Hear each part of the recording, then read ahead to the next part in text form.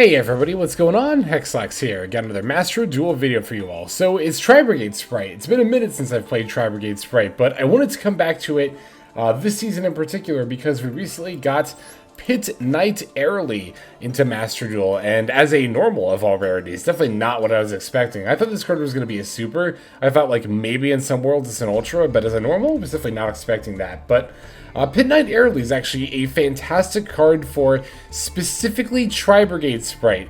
The reason that it's good for this deck in particular is because it gives you something to link away your Bearbrumm and another Tri-Brigade monster into at the end of your combo.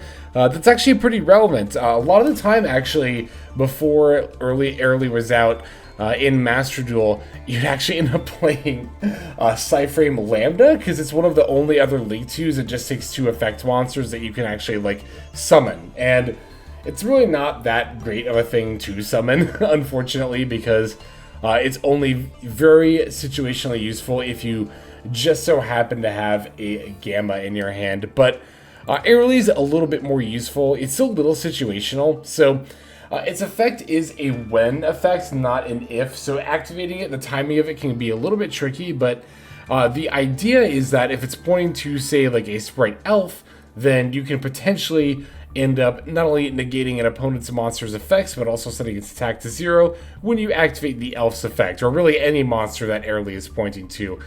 Could be to the up or, right arrow there, but this card is actually a pretty nice boost for the deck, a much bigger one than it might seem like on paper. We also went ahead and threw in a couple of copies of Kashtira Fenrir in this deck. Kashtira Fenrir is pretty good in just much any Spright variant in general.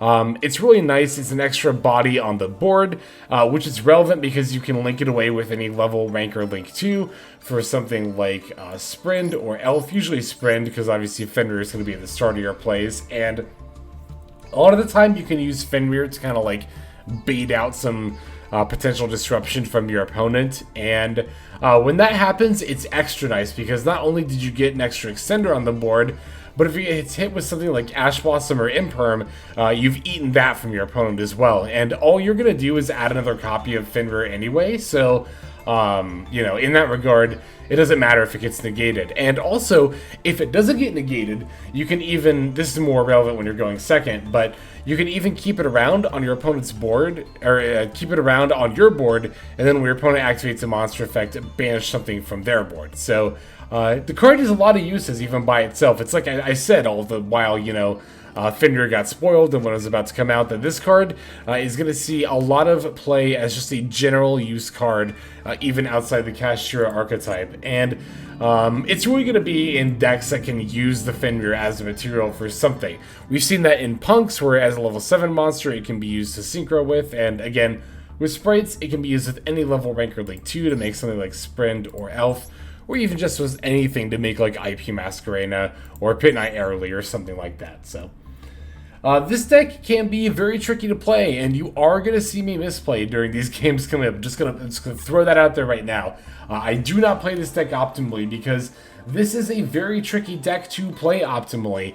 The balance between the Tri-Brigade and the Spright monsters is a lot more delicate than a lot of other archetype blended decks are, mostly because the Tri-Brigade monsters, when you use one of their effects to banish, Beast Warrior, or Wing Beast monsters from your graveyard to summon a Link monster, it all has the caveat, all of them have the caveat that if you do that, you can only use Beast Warrior, and Wing Beast monsters as Link materials for the rest of the turn, which means you're not going to be able to use your Spright monsters or your Kashtira Fenrir as Link materials for that turn after you activate a Tri-Brigade effect. So you want to make sure you're doing that first. You also want to be mindful about 2-locking with Gigantic and Starter. If you activate one of those, you can only summon level rank or Link 2 for the rest of the turn. That's not that big of a deal on turn 1. We can do all of our Spright and Tri-Brigade plays while 2-locked on turn 1. You just want to make sure that after turn 1, you're not missing an opportunity to summon like Shurig or Accesscode or something. So, but otherwise, you should be good there. It's really just, again, making sure that we're keeping the Tri-Brigade's condition in mind before we're making our plays, so that way we're not missing out on anything by you know, summoning a bunch of Spright monsters on the board only to not be able to do anything with them because we can't link them into like an elf or an IP or something. So, alright, is there anything else I wanted to cover with this list? If you are looking for a little flex room in the main deck for some tech cards, you know, you can always drop the Fenrirs, they're definitely not needed. Kerass you can definitely get away with 2 of, but I like having 3 because it is a level 2 monster, so that obviously helps with our Spright plays. And also, if you're going to open multiple Tri-Brigade monsters, you definitely want one of them to be Kerass, because then you can potentially have some plays, not only just because you're special summoning the Kerass, you still have a normal summon available, but if you open like Kerass plus Nervall, for example, you can use Kerass pitch to Nervall and then summon out, or search out a Tri-Brigade monster from your deck. I guess one other thing I could say about the extra deck in particular is that in a perfect world, I would also have Almirage in this extra deck, Salamangreat Almirage. That would open up, there have been a few times where I open Kitt plus Nervall and nothing else, and if you open Almirage, then that combination of cards is actually a play. But if you don't have Almirage in your extra deck, then it's not. So, the problem is though, like, this extra deck is pretty tight. You could, in theory, cut one of the elves or one of the gigantics, but especially with Kashtira Unicorns and Diablosis running around, it's really hard to kind of justify that as pretty much any Spright variant. Aside from like the Synchro ones, where you have to have the room in the extra to play the Synchro stuff. Here though, I like pretty much everything else over Almirage. Even like Underworld Goddess we don't summon all the time, but I think is still more useful. You might think Rugal is something we could drop, but this actually comes up a lot more often than you would think. Particularly going second as a line to go into Accesscode Talker, right? You can use like Kitt to banish 3 to summon Rugal and then link those 2 off into a 5300 access code. So, yeah, I don't really think the extra deck has too much space for something like Almirage, but I would still like to include that at some point. Anyway, I've rambled enough about the list now. I'm going to break it down card by card, and then we'll look at some games. So, we are on 2 Tri-Brigade Nervall, 3 Maxx, 2 Nimble Angler, 3 Nimble Beaver, 3 Tri-Brigade Kerass, 3 Tri-Brigade Kitt, 2 Spright Blue, 2 Spright Jet, 1 Spright Red, 1 Spright Carrot, 3 Ash Blossom, and Joyous Spring, 2 Tri-Brigade Fraktall, 2 Kashtira Fenrir, 1 Foolish Burial, 2 Called by the Grave, 1 Crossout Designator, 2 Spright Starter, 1 Spright Smasher, 3 Infinite Permanence, and 1 Tri-Brigade Revolt. That's going to be our main deck there. For the extra deck, we're on 2 Gigantic Spright, 1 IP Masquerena, 1 Ancient Warriors Oath Double Dragon Lords, 1 Tri-Brigade Ferrijit, the Barren Blossom, 1 Tri-Brigade Bearbrumm, the Rampant Rampager, 2 Spright Elf, 1 Pitkight Earlie, 1 Spright Smashers, 1 Tri-Brigade Rugal, the Silver Sheller, 1 Apollusa, Bow of the Goddess, 1 Accesscode Talker, 1 Tri-Brigade Shurig, the Ominous Omen, and then 1 Underworld Goddess of the Closed World. So that is going to go ahead and do it for our list. Let's see some games.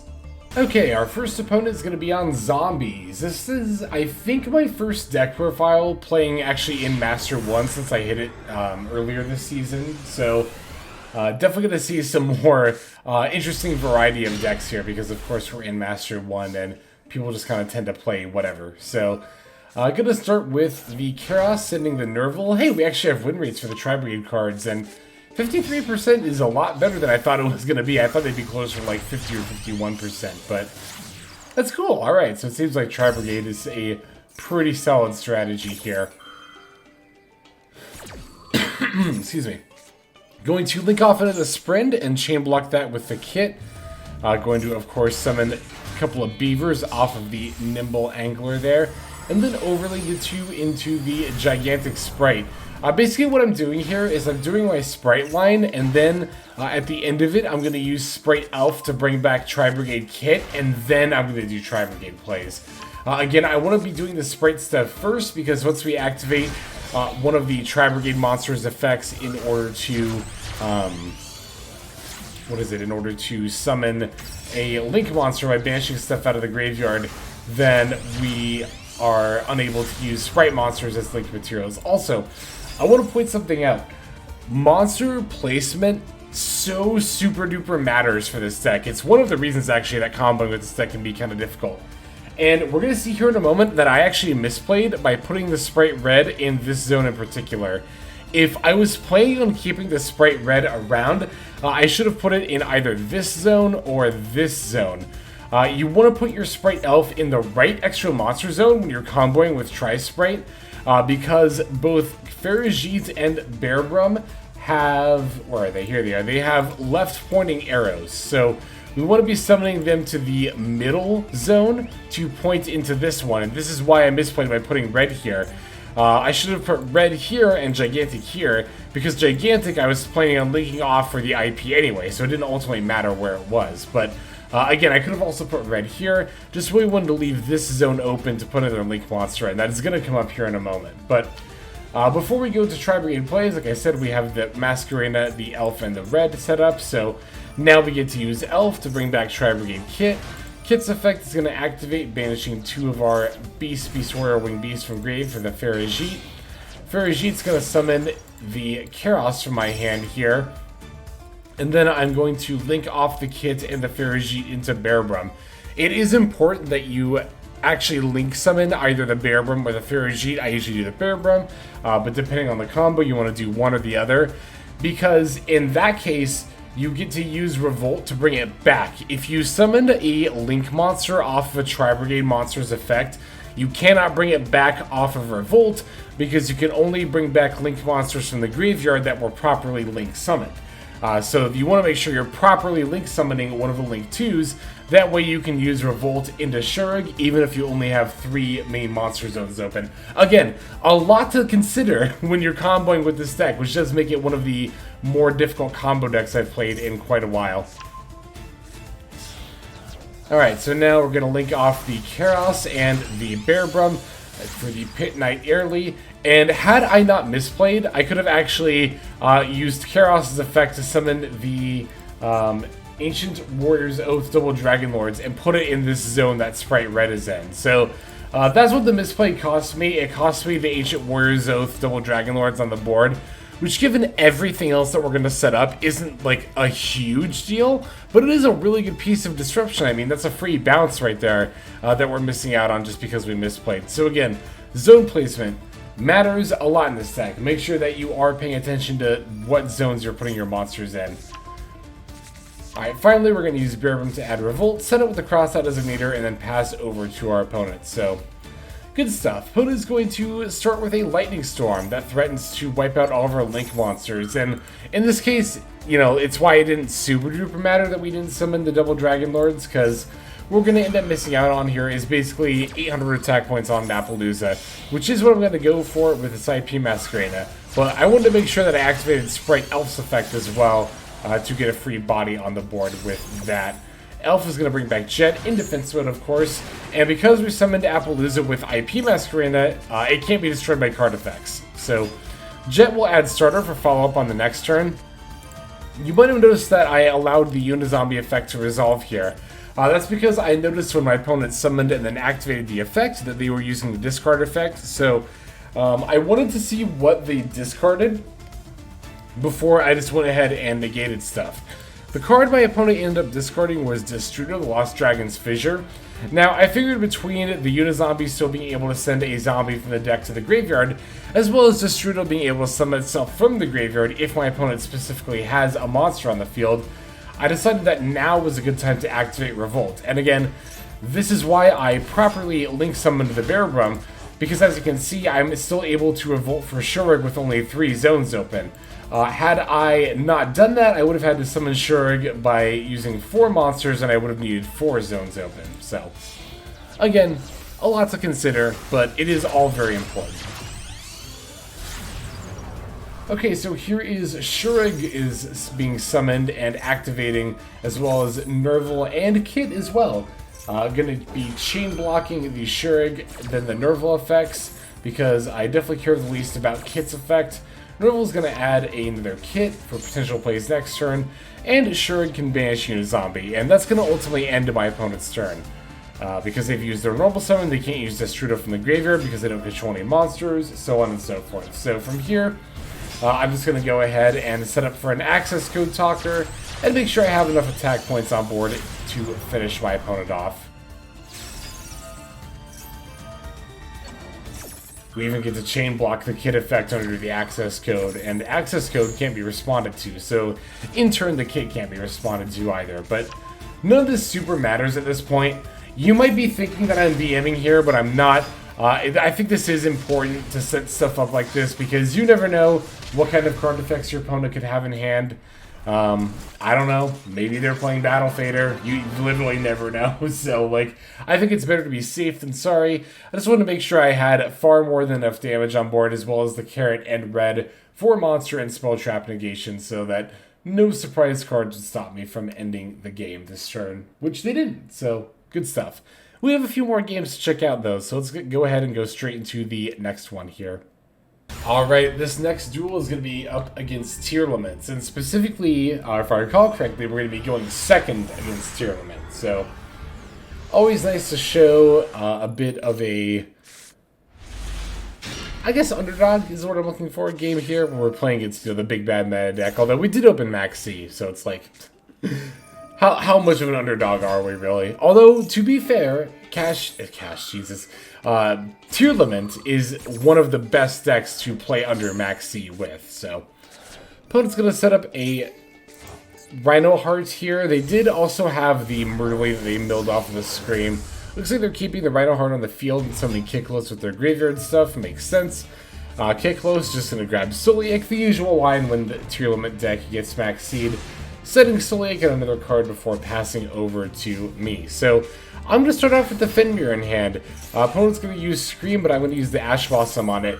You might have noticed that I held Ash Blossom all the way through my opponent's turn. You might be thinking, Hex, why would you not Ash Blossom like the Rhino Heart effect, for example? Well, actually I couldn't because of the Tearlament Scream, but you might be wondering why I didn't Ash Blossom like the Kiklos Search.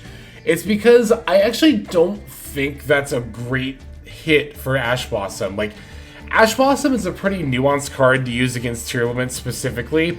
It's actually one of the things that makes the Tearlaments matchup a little bit more difficult, is not just how good of a deck Tearlaments is, but using Disruption against them is a little bit, like, non-intuitive. So Ash Blossom, for example, I don't think it's really that good against the Kiklos line, because even if you, like, negate the Rhino Heart, for example, well, for one, if your opponent has Scream, you can't negate the Rhino Heart because the Scream chain blocks it. Two, even if you can, it's still really easy for your opponent to have something like Murley or Shiren in hand and just get plays anyway. And it's kind of a similar deal with the Kiklos, right? Like, even if you use the Ash Blossom to negate the Kiklos effect, your opponent can still just have another Tearlaments monster in hand and then activate Kiklos' second effect anyway, right? So, for those reasons, I'm just not super big on using Ash Blossom against those. I do like Ash Blossom against, in this situation, the Scream Mill. I think that's fine, because that stops my opponent from having plays, and I'm going to use Callby to stop Kiklos from milling later. So, it's all part of a grander plan here to stop my opponent from doing any mills this turn. I also like using Ash Blossom against Havnus and Shiren. Shiren is the best thing you can use Ash Blossom against when it comes to playing against Tearlaments. So, just wanted to quick elaborate on that, because you might be thinking, you opened that Ash Blossom and didn't even use it. Also, I wouldn't get my draw off Maxx.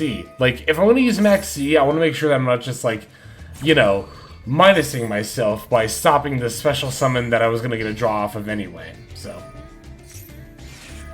Here, the Fenrir did its job beautifully. It completely baited out the Soliak, and now as my opponent goes to attempt to mill 5 off this Kiklos, I'm just going to use Callby to banish that.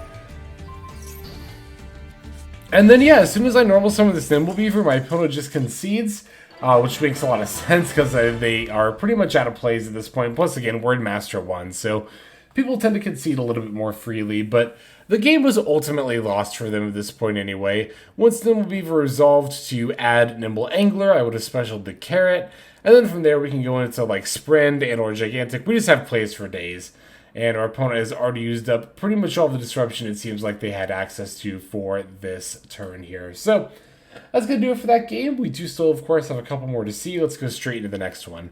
Alright, this duel is against Kashtira. It's a pretty pure Kashtira deck, and it seems like it might be more of a going second build, because they were on like 3 Dark Ruler no more, and some other stuff in there, so. Alright, this opening hand is kind of exactly the one I was talking about before. That opening hand is a lot of what made me think about putting in Almirage, as without Almirage we're forced to set...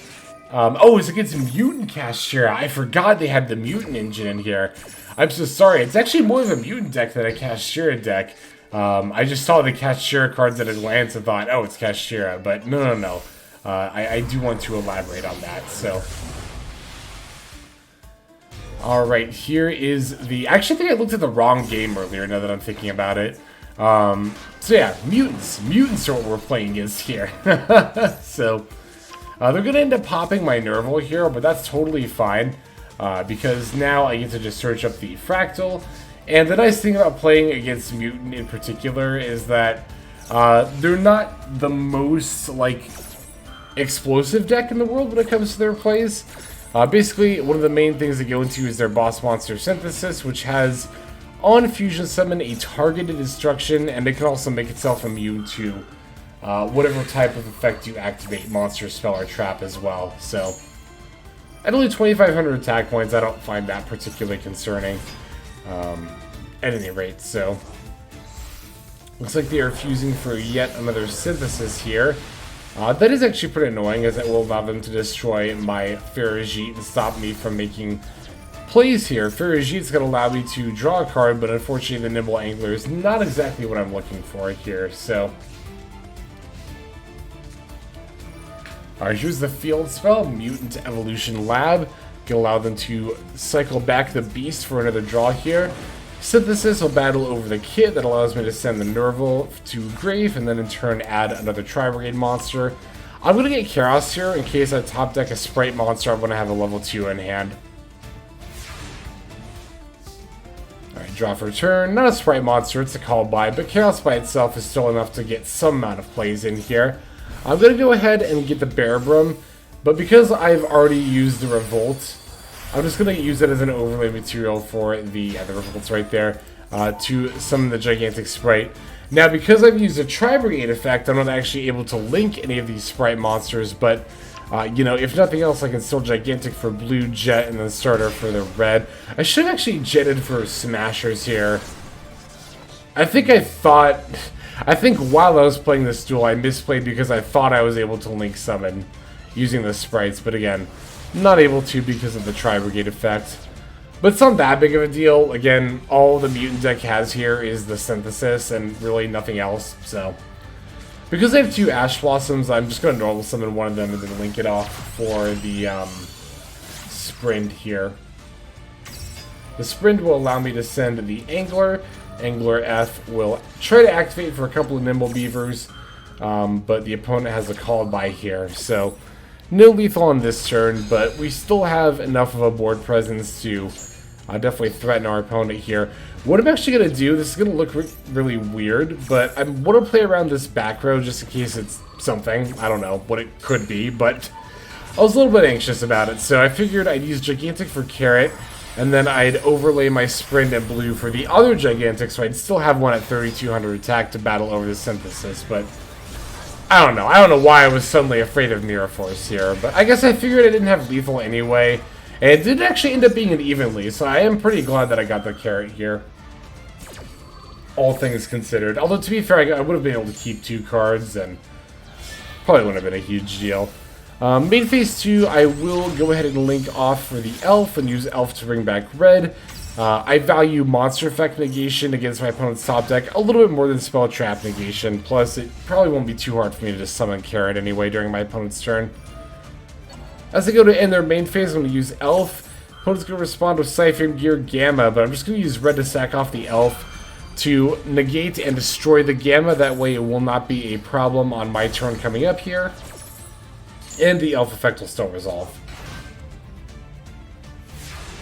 Alright, between Red and Carrot and whatever else I draw, which actually ends up only being Crossout Designator, but between those two I should be able to find lethal here. I'm going to link them off for a Spright Elf.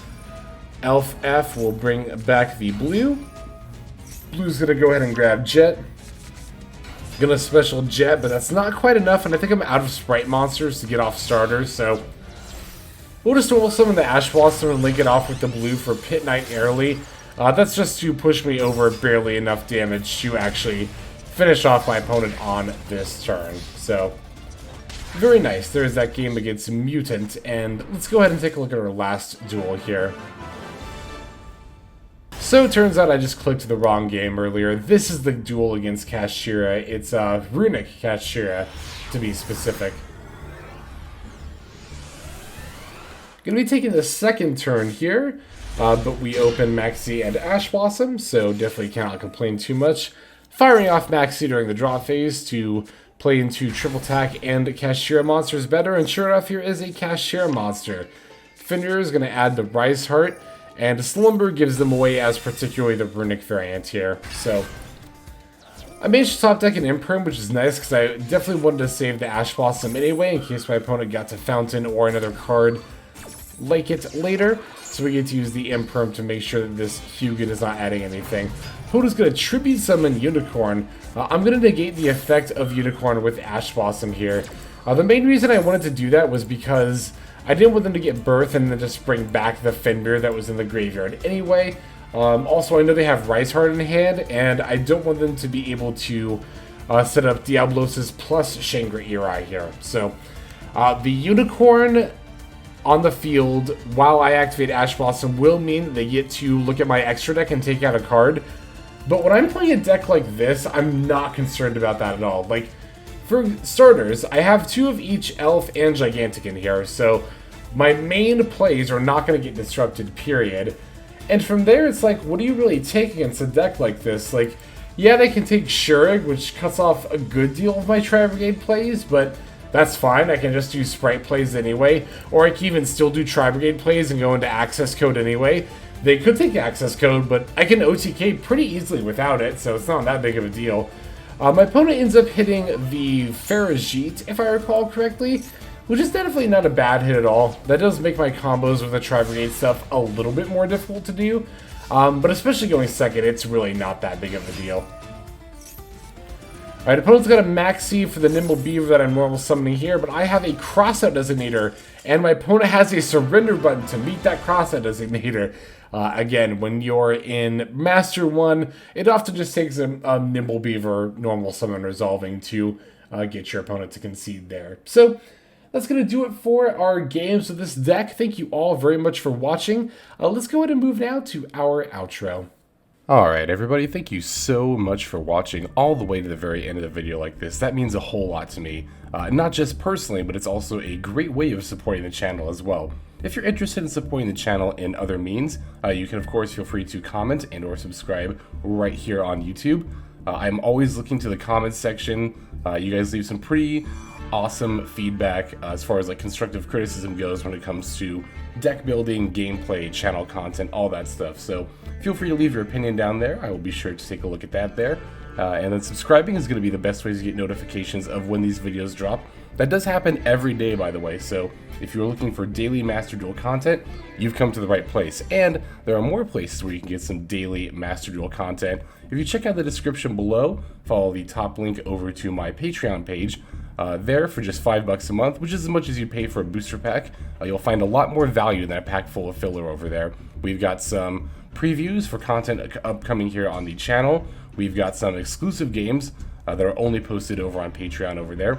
We've got some Q&As, and then you can also have your name featured in this lovely credit sequence where I thank all of the people who are helping contribute over there on Patreon. It's a huge support to the channel, and it really means a lot as well. So thank you everyone who is donating that is featured here on screen. And again, you know, it's not just a pure donation. You do get some more daily Master Duel content over there just for being a part of the Patreon. But I think that's about all the time that I have for today's video. Once again, I just want to thank you so very much for sticking all the way to the end of the video. Again, it just means a lot as I do put a decent amount of work into getting these videos out every single day. But that's about all the time that I've got for now. So without further ado, this is Xlex. I'm signing out, and I hope you have a fantastic day.